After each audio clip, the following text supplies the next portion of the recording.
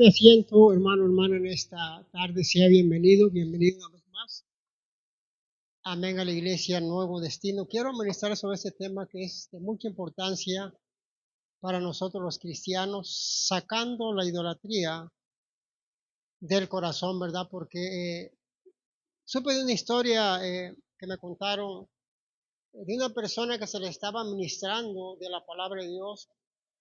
Y llegaron a ese lugar, ese hogar, y empezaron a hablarle de Cristo, de la salvación, y tocaron el punto de la idolatría. La misma dueña de la casa tocó ese punto, ¿verdad? Dice, y ustedes no adoran las imágenes. Ella tocó el punto. Y dice, le dice, los que iban ahí a compartir la palabra de Dios, dice, lo que pasa que dice la Biblia, ¿verdad? Que no tenemos que adorar esas imágenes. Y de tal manera que ella al momento entendió ese punto que le estaban diciendo, de que tenía que dejar todas las imágenes. Y dijo ella inmediatamente, ¿saben qué? Eh, pues si eso no le agrada al Señor, vamos a agarrar todo lo que tengo y lo vamos a tirar, lo vamos a hacer pedazo y algunas cosas quemarla. Entonces a lo que voy es esto de que la persona inmediatamente reaccionó que la misma Biblia dice que esas imágenes no tenemos que venerarlas, y estuvo bien. Pero a la próxima semana, perdón, como al mes, fueron una vez más a visitar a esta persona y resulta que ya estaba igual otra vez la casa, llena. Y entonces platicaron una vez más con la persona y dice, lo que pasa que yo entendí que hice mal al tirarlas. Y entonces le dijo a la persona que le estaba enseñando, dice, lo que pasa que tú lo hiciste se puede decir, cuando escuchaste eso, pero en tu corazón todavía no se había ido esa idolatría. Entonces, ¿por qué le cuento esta historia? Porque una cosa es tirar todo eso, o ya no creo, ya no tengo nada, y otra cosa es que todavía nosotros lo carguemos en el corazón. No sé si me está entendiendo, porque cuando nosotros lo traemos ahí, aunque ya no tengamos ahí en la casa, pero lo traemos en el corazón, se sigue la idolatría en nosotros. O sea, porque ya no está físicamente ahí, sino que está ahora dentro de nosotros. Y ahí uno está adorando eso, aquello, porque está ahí dentro todavía. Y necesita uno sacárselo de ahí. ¿Cómo se lo va a sacar? Bueno, entregándoselo a Dios todo nuestra vida, para que Él limpie nuestro corazón de tal manera que no podamos actuar como el pueblo de Israel, que ellos ya estaban libres, ya habían salido de la esclavitud, ya estaban rumbo a la tierra prometida, donde fluía leche y miel. Pero ellos se acordaban de Egipto, se acordaban de los pepinos o del pescado, de la carne, porque ahí no había carne, solamente había puro maná. Y ellos todavía traían a Egipto en su corazón. Ya no había tal vez las imágenes que tenían ahí, o ya no estaban viendo ellos los ídolos de los egipcios, sino que ahora ellos lo traían todavía dentro, que se acordaban de la esclavitud, se acordaban de los malos tratos, pero no lo hacían como de una manera, como decir, estoy mejor ahora. Y de esa manera, yo creo que es importante sacar la idolatría del corazón, porque eso es muy importante. Podemos tirar muchas cosas, pero ¿qué tal si está todavía en el corazón? La volvemos a comprar, ¿no? O lo volvemos a traer. Sacar del griego anabibazo, que es forma, causa de anabaino, que es subir, denota literalmente hacer subir, hacer ascender, ana, que es arriba, y vaso, hacer montar. Y de ahí ejemplo, sacar una barca a tierra firme. La idolatría, del griego eidololatres, que es idólatra, de idolón, que es ídolo. La advertencia es para poner en guardia a los creyentes a no apartarse de Dios en pos de la idolatría, tanto abierta como secretamente, consciente o inconsciente. Corazón, del griego cardia. El corazón, los términos castellano, cardíaco, cardiólogo, etcétera. Es el principal órgano de la vida física porque la vida de la carne en la sangre está y ocupa el puesto más importante en el sistema humano. Vamos a entrar, amén, nuestro texto está en Éxodo 20, del 3 al 5. Amén, si usted no trae Biblia, por ahí hay unas Biblias allá atrás, Éxodo 20, del 3 al 5. ¿Ya está ahí? Dice la palabra de Dios, no tendrás dioses ajenos delante de mí. No te harás imagen ni ninguna semejanza de lo que esté arriba en el cielo, ni abajo en la tierra, ni en las aguas debajo de la tierra. No te inclinarás a ellas, ni las honrarás, porque yo soy Jehová tu Dios fuerte, celoso, que visito la maldad de los padres sobre los hijos hasta la tercera y cuarta generación de los que me aborrecen.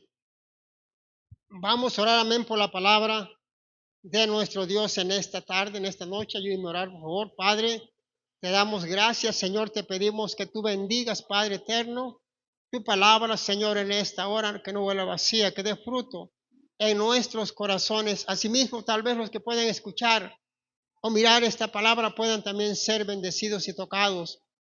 Te lo pedimos en el nombre de nuestro Señor Jesucristo. Fue lo hizo un fuerte amén delante de mí, significando frente a mí. Todos los falsos dioses están en oposición al verdadero Dios. Cuando Israel se apartaba del culto al Dios único y verdadero, se hundía en la confusión religiosa. Su contravención afectaría gravemente a las generaciones posteriores, porque el Señor exigía una plena y exclusiva devoción, esto es, Él es el único Dios celoso, verdadero. El culto de representaciones hechas por el hombre era nada menos que aborrecimiento del verdadero Dios. El Señor, hermana, aquí, Él les está dando ahí al pueblo de Israel estos mandamientos bien claros porque iba a ser un pueblo escogido, un pueblo especial, un pueblo que iba a ser apartado de las demás naciones. Y ellos tenían que mostrar que ellos conocían a un Dios único y verdadero. Por eso dice, no te inclinarás a estas imágenes ni las honrarás. Honrarlas es venerarlas, es darle tributo, es reverenciarse. Dice, no lo hagas. En otra parte le dijo a Moisés, yo nunca me parecí a ti con algunas figuras para que el pueblo de Israel se haya desviado a la idolatría, porque Dios es espíritu y Dios quiere que en espíritu y verdad se adore. Entonces, hermano, yo creo que aquí el Señor fue claro con el pueblo de Israel. No te harás imágenes, dice, no te inclinarás a ellas. ¿Por qué? Porque Dios es celoso. Dios quiere que solamente se le adore a Él. Porque si adoramos algo más, quiere decir que eso algo más, estamos haciendo como que es más grande que Dios. Pero más grande que Dios no hay nada en la tierra, porque Él es el Todopoderoso. En Él está la vida eterna. Entonces Dios, nuestro Dios, Él es celoso. Él no comparte su gloria con ningún hombre. La gloria es para Dios nada más. Entonces, hermano, aquí está claro al pueblo de Israel lo que tenían que hacer al entrar a la tierra prometida. Dice, no te harás imágenes, o sea, no lo hagas, ni lo que está arriba ni lo que está abajo, porque Él es celoso. Entonces, hermano, el pueblo de Israel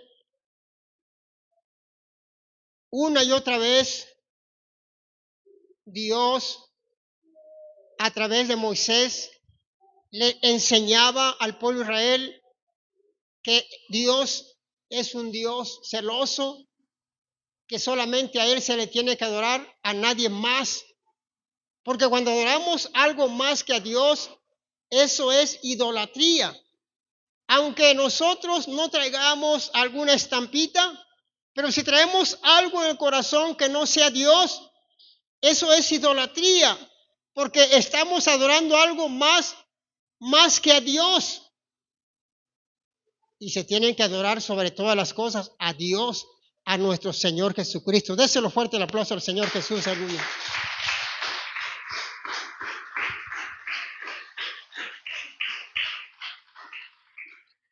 El culto, estas representaciones hechas por el hombre, no es nada menos que aborrecimiento para nuestro Dios, ¿verdad? Porque Él no se agrada de eso. Vamos, amén, a seguir leyendo la palabra de Dios.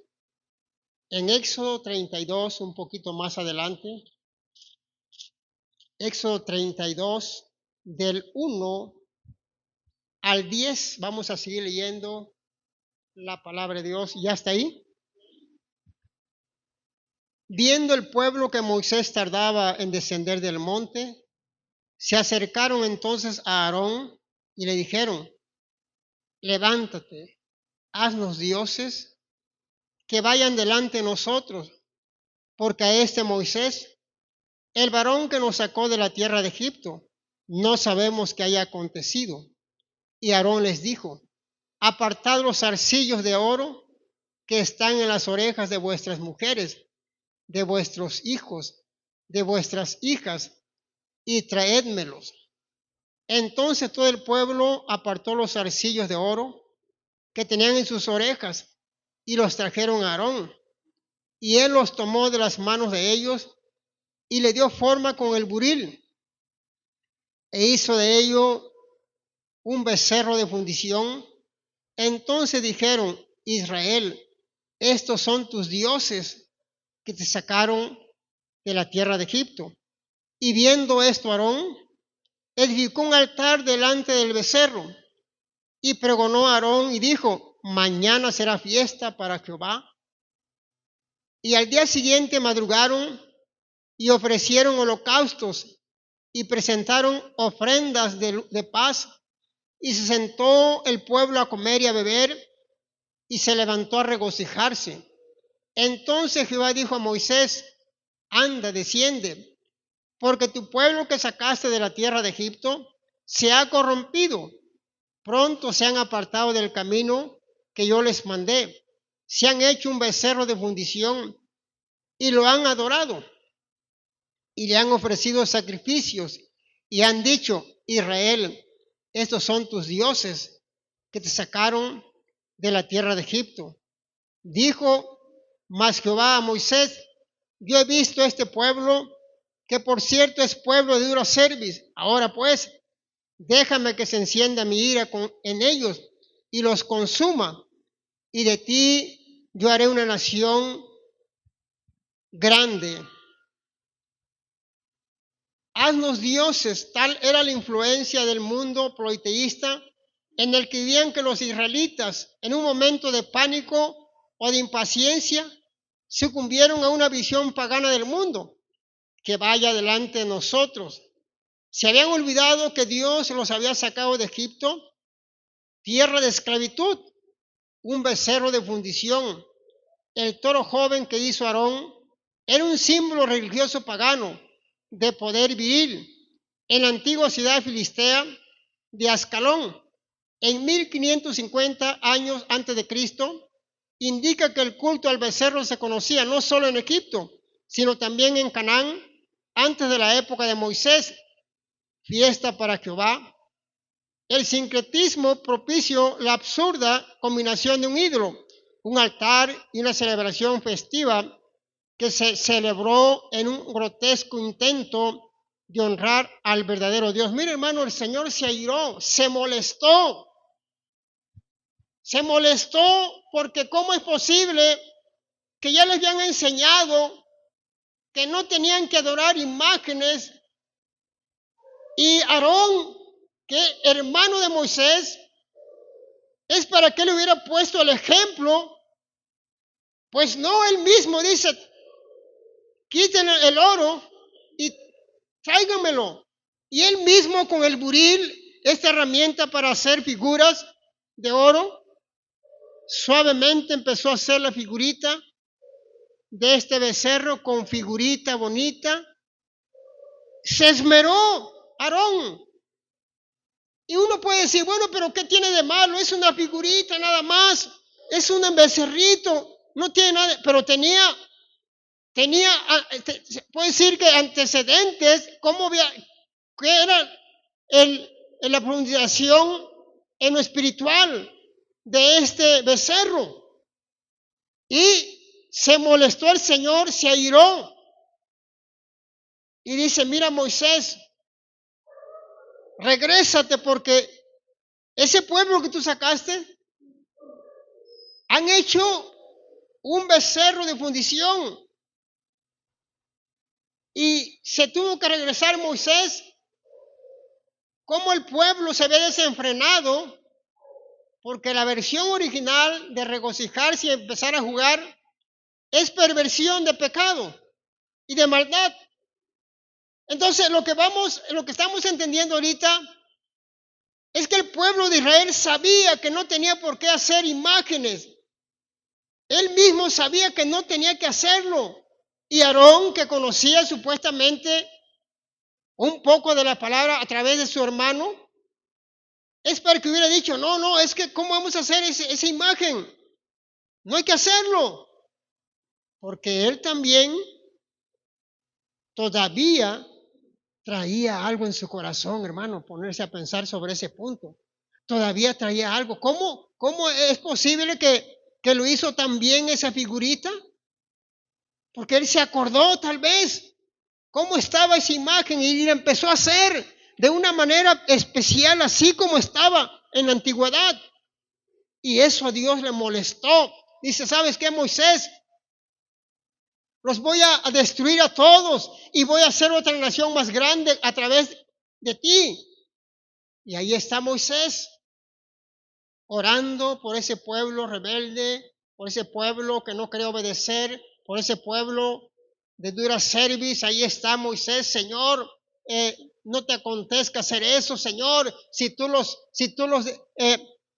los acabas o los matas, ¿qué van a pensar las demás naciones? Que para eso los sacaste de Egipto, Señor, no hagas eso. Hermano, porque Dios se había molestado. Porque Dios se aira. Podemos pensar muchas cosas nosotros, pero ¿cómo es posible que murieron miles de personas por un becerrito que sin importancia? Pues sí, pero para Dios es una gran abominación. Para Dios es algo que abomina, se molesta, se enoja. Bueno, el Señor no nos ha desintegrado por su misericordia, pero Él se molesta, se enoja, porque la gloria es para Él nada más, porque Él quiere que le den la gloria a Él. Déselo fuerte el aplauso al Señor, aleluya.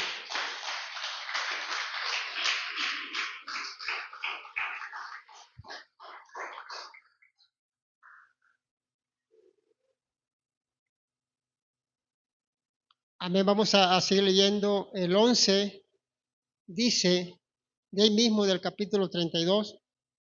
Entonces Moisés oró en presencia de Jehová su Dios y dijo, oh Jehová, ¿por qué se encenderá tu furor contra tu pueblo? Que tú sacaste de la tierra de Egipto con gran poder y con mano fuerte. ¿Por qué han de hablar los egipcios diciendo, para mal los sacó, para matarlos en los montes y para raerlos sobre la faz de la tierra? Vuélvete del ardor de tu ira y arrepiéntete de este mal contra tu pueblo. Acuérdate de Abraham, de Isaac y de Israel, tus siervos, a los cuales has jurado por ti mismo, y le has dicho, yo multiplicaré vuestra descendencia como las estrellas del cielo, y daré a vuestra descendencia toda esta tierra, de que he hablado, y la tomarán por heredad para siempre. Aún así, hermano, que el Señor estaba molesto, ahí está Moisés, el hombre manso de aquel tiempo, pidiendo, intercediendo por ese pueblo de Israel rebelde, ese pueblo que siempre llevaba la contra Moisés. Querían agua, querían carne, todo estaban murmurando en contra de Moisés. Ahora el Señor estaba a punto de destruirlos y ahí está Moisés pidiendo, gimiendo por ellos misericordia. Hermano, una sola figurita, lo que aconteció más adelante. Se murieron muchas personas por ese acontecimiento. Porque el Señor es celoso y la gloria solamente es para Él. Vamos a seguir leyendo la palabra de Dios ahí en Ezequiel 14, del 1 al 6.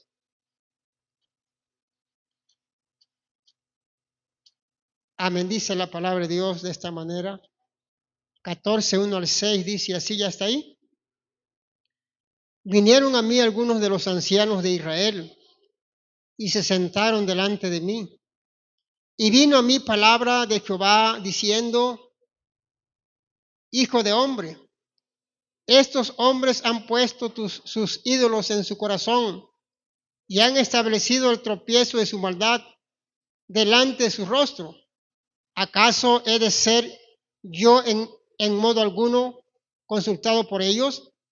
Háblales, por tanto, y diles: así ha dicho Jehová el Señor.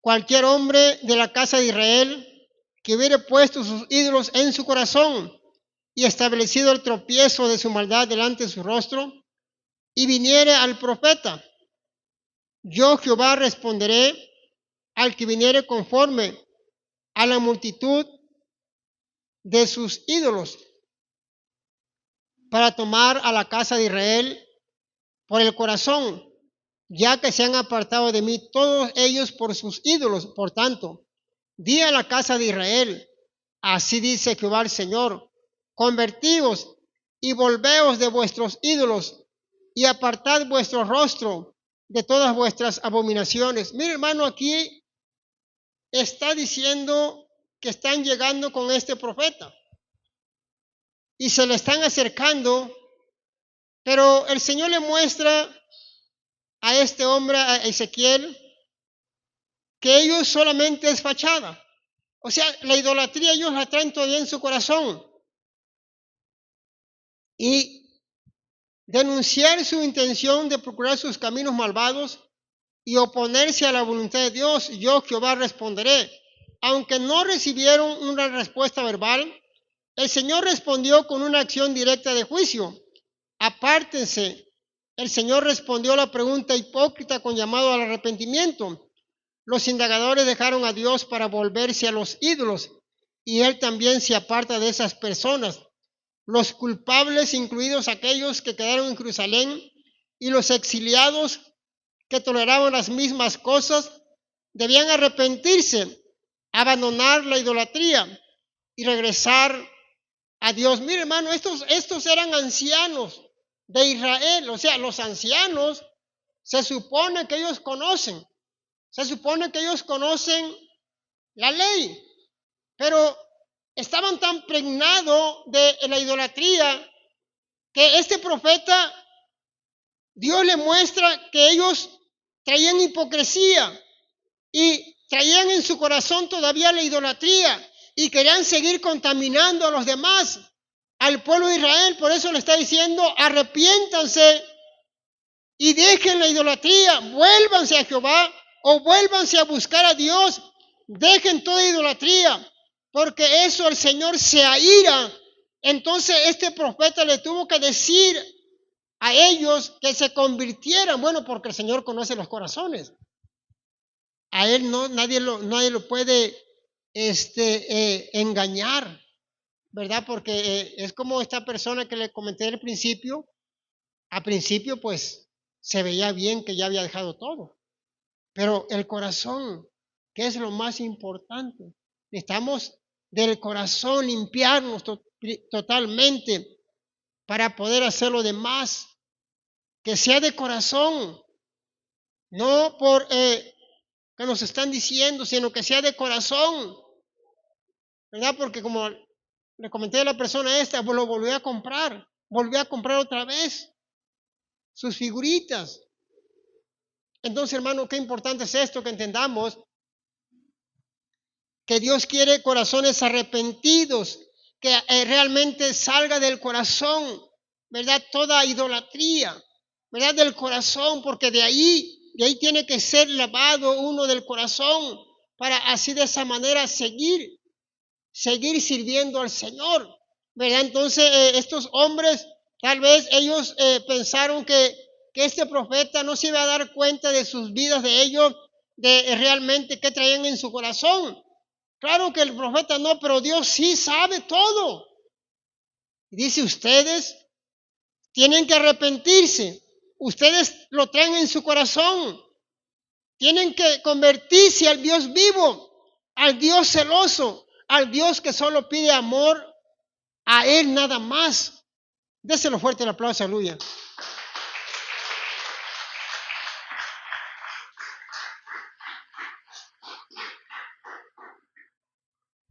Vamos a seguir leyendo Ezequiel capítulo 20, verso 16 al 19. Ezequiel 20 del 16 al 19, ¿ya está ahí? Dice la palabra de esta manera: porque desecharon mis decretos y no anduvieron en mis estatutos, y mis días de reposo profanaron, porque tras sus ídolos iba su corazón. Con todo los perdonó mi ojo. Pues no los maté, ni los exterminé en el desierto. Antes dije, en el desierto a sus hijos: no andéis en los estatutos de vuestros padres, ni guardéis sus leyes, ni os contaminéis con sus ídolos. Yo soy Jehová vuestro Dios. Andad en mis estatutos y guardad mis preceptos y ponedlos por obra. Desecharon mis estatutos, cuando iban en el Éxodo. Se les hizo difícil los padres obedecer los decretos, estatutos y mandamientos de Dios. Sus corazones iban tras sus ídolos. Con todo eso, no los destruyó a todos, solo entraron sus hijos. Transmitir el legado a sus hijos, es decir, a la generación del desierto. Ofrece otra oportunidad de vivir con fidelidad al pacto. Les da el consejo Dios a los hijos, que no anden como sus padres, ni se contaminaran con sus ídolos. Mejor andar en los estatutos del Todopoderoso. Mira, hermano, aquí está hablándole a los hijos. Y sus padres no cumplieron. O sea, sus padres no obedecieron. O sea, fue difícil en el desierto, de dura service. El Señor les decía una cosa, ellos hacían otra. El Señor les decía, mira, van a recoger el maná en las mañanas. Pues unos recogían y no querían ir al otro día. Y ese maná para el otro día se dañaba. Entonces el Señor les daba algún mandamiento, alguna ley que tenían que cumplir, pero a ellos se les hacía difícil. Por eso no entraron a la tierra prometida, sino que los de 20 para abajo. ¿Por qué? Porque los demás quedaron postrados en el desierto por su rebeldía, porque no obedecían al Señor, su idolatría nunca la quisieron dejar. Y eso fue lo que el Señor, ¿verdad? No los dejó entrar solamente los más jovencitos. Por eso le está dando un consejo y le está diciendo que no hagan como sus padres, que no se contaminen como sus padres se contaminaron. Aquí le está dando a entender cómo lo hicieron cuando hicieron el becerro. Está todo diciéndole que así como si ellos hicieron todo eso, los padres, que ellos no lo hicieran, que fuera como un ejemplo, que ellos se esforzaran por obedecer los mandamientos. Yo creo que, hermano, que es algo que nos damos cuenta, ¿verdad?, del ser humano, ¿verdad?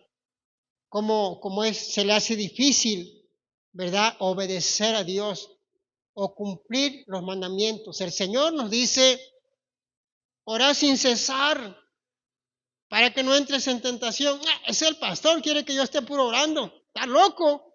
El Señor mismo te dice lo que tienes que hacer, pero se te hace difícil. Y te dice, tienes que ayunar porque solamente ese género sale con ayuno y oración. Y nosotros decimos, no, es que eso ya pasó, ahorita ya no tiene caso eso. Y hacemos nuestra propia voluntad. Y se nos hace difícil obedecer lo que dice la palabra. Si el Señor nos dice que tienes que orar, hay que hacerlo. Y la bendición será para ti. Ya oré 5 minutos ayer. Con eso tengo para todo el mes. Me sobra. No, es que es diario la comunión con nuestro Señor Jesucristo.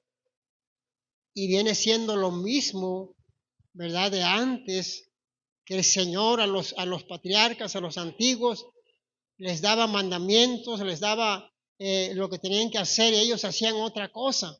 Se les hacía muy complicado, ¿verdad? Y a veces al ser humano también se le hace muy complicado, ¿verdad?, obedecer a Dios, obedecer su palabra, esforzarse por ponerla en práctica. A veces la desechamos, a veces la hacemos a un lado, a veces la minimizamos la palabra.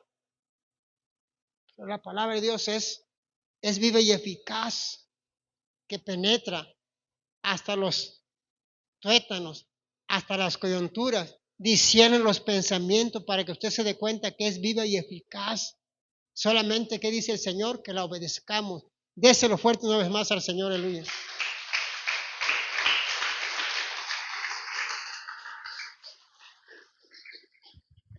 Vamos a seguir leyendo la palabra en 1 Corintios capítulo 12.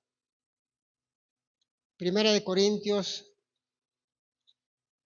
capítulo 12 del 1 al 2. Amén, dice la palabra de Dios de esta manera. No quiero, hermanos, que ignoréis acerca de los dones espirituales.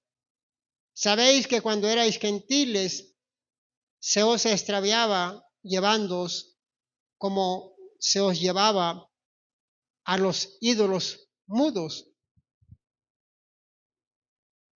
Los dones espirituales son capacidades divinas para el ministerio que el Espíritu Santo da en alguna medida a todos los creyentes y que deben de estar por completo bajo su control y ser usados para la edificación de la iglesia, para la gloria de nuestro Señor Jesucristo.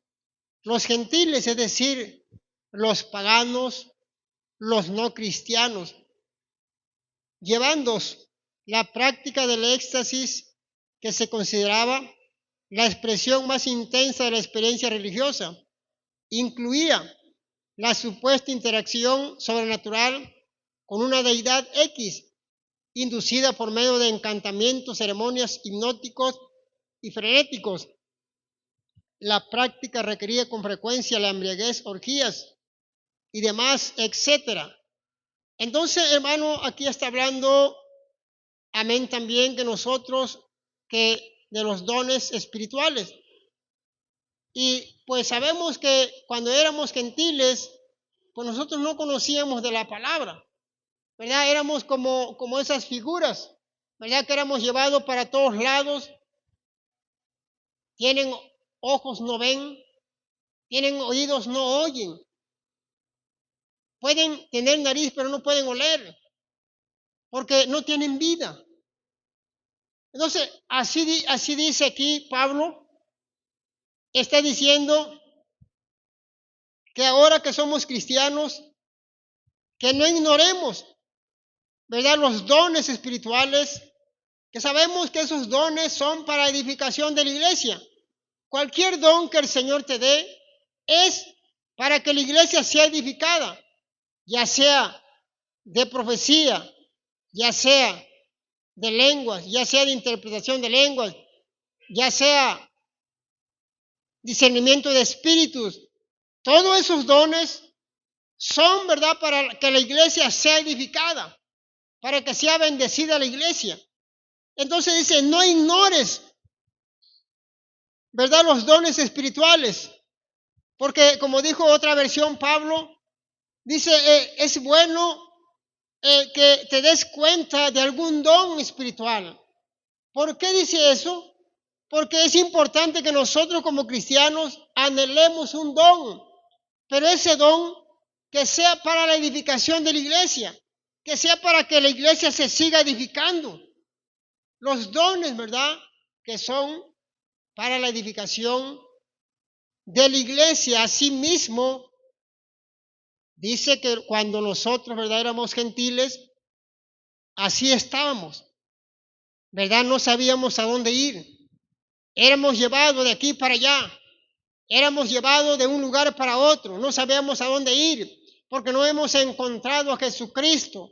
Que Jesucristo es la verdad, es la vida. Jesucristo es todo para nosotros. Hemos encontrado la vida. Hemos encontrado a Cristo, al Señor Jesucristo.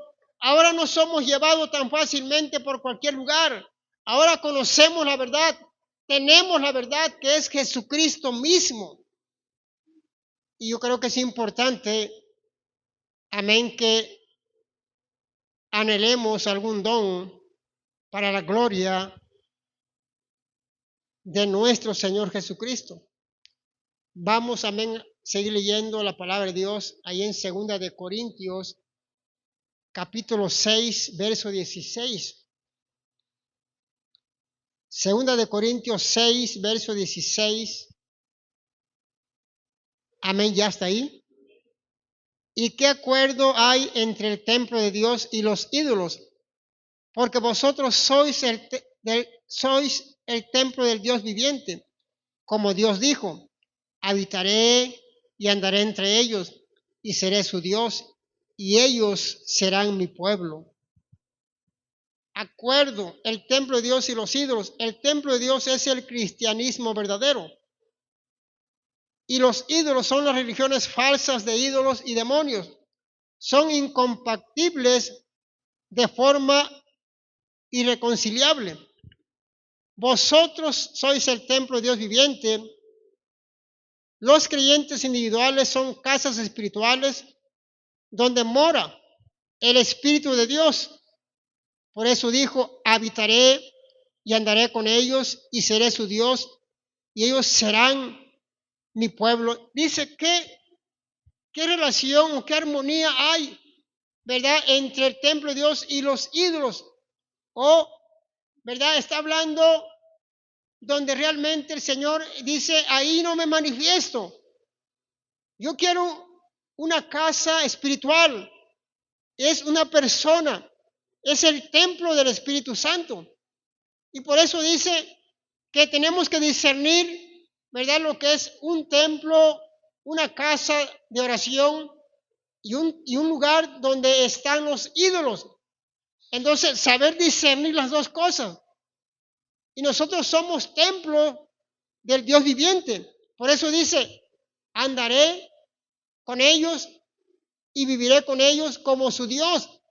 Y seré como su pueblo, seré como su Dios, ellos serán como mi pueblo. Entonces ahí se está refiriendo al pueblo de Dios que ha sido redimido, ha sido tocado por Dios, ha sido regenerado, tienen el nuevo nacimiento. Ahora el Señor vive en nosotros. Ahora el Señor está dentro de nosotros, guiando nuestras vidas para seguir adelante y ya no estamos solos. Como dice la palabra, no los dejaré huérfanos. Mandaré al Consolador en mi nombre para que esté con vosotros todos los días. Entonces, hermano, yo creo que es claro lo que está diciendo Pablo. Ese acuerdo entre las dos cosas, no hay ningún acuerdo. Porque usted y yo somos, ¿qué? El templo del Dios viviente. ¿Por qué? Porque Él habita en nosotros y está en nosotros. Por eso el mismo Señor dijo, estaré con vosotros todos los días hasta el fin del mundo. O sea, todos los días. Déselo fuerte el aplauso al Señor, aleluya.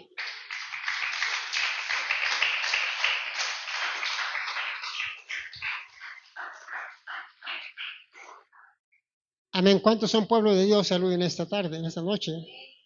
Ese pueblo de Dios, ahí está el Espíritu Santo dentro de la persona para seguir adelante en estos caminos tan difíciles que solamente con la ayuda de Dios sí podemos seguir adelante. Vamos a leer el último texto ya, es Primera Tesalonicenses capítulo 1, verso 9. Primera Tesalonicenses 1:9, ya está ahí. Dice la palabra de Dios, porque ellos mismos cuentan de nosotros la manera en que nos recibisteis y cómo os convertisteis de los ídolos a Dios para servir al Dios vivo y verdadero. Os convertisteis, esta palabra describe lo que la Biblia llama el arrepentimiento. La salvación incluye el hecho de que una persona se aparte del pecado y la confianza en dioses falsos para volverse a Cristo, para servir al Dios vivo y verdadero. Aquellos que se convirtieron a Cristo abandonaron la adoración de los ídolos muertos para convertirse por voluntad propia en siervos del Dios vivo. Mira, hermano, aquí está claro lo que está diciendo Pablo a la iglesia de los tesalonicenses. Dice que se convirtieron de los ídolos al Dios vivo. Mira, hermano, esto es importante porque Pablo podía mirar en ellos algo diferente ya. Ellos ya no necesitaban de una figura para que fueran siendo guiados, sino que ahora ellos amaban al Señor en espíritu y verdad. Ellos oraban al Señor en espíritu, se ponían a orar ahí, en cualquier lugar ahí de su casa, pidiéndole al Dios vivo directamente. Y él podía mirar, Pablo, ese nuevo nacimiento en ellos, o podía mirar esos cambios en ellos, o podía mirar cómo realmente ellos eran diferentes de un Dios vivo, cómo se han convertido, ¿verdad?, de los ídolos a un Dios vivo, un Dios de poder. Eso es lo importante, hermano, eso es lo milagroso. ¿Cómo es que se comporta una persona que ya ha sido redimida, que ha sido tocada por Dios? Es libre, va a conocer la verdad y la verdad lo va a hacer libre, porque ya no necesita de alguna figura para sentirse grande. Ahora él sabe, o ya sabe, que Jesucristo es más grande que cualquier ídolo de toda la tierra, porque el Señor Jesucristo, Él es el hacedor de las personas.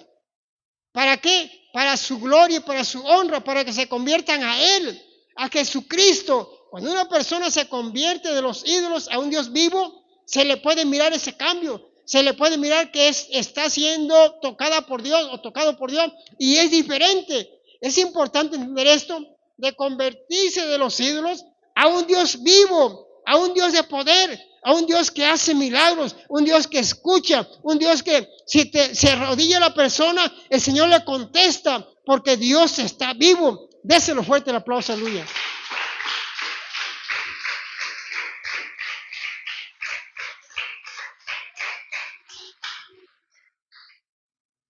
Amén, gloria a Dios en esta noche vamos a inclinar nuestro rostro, amén, con respeto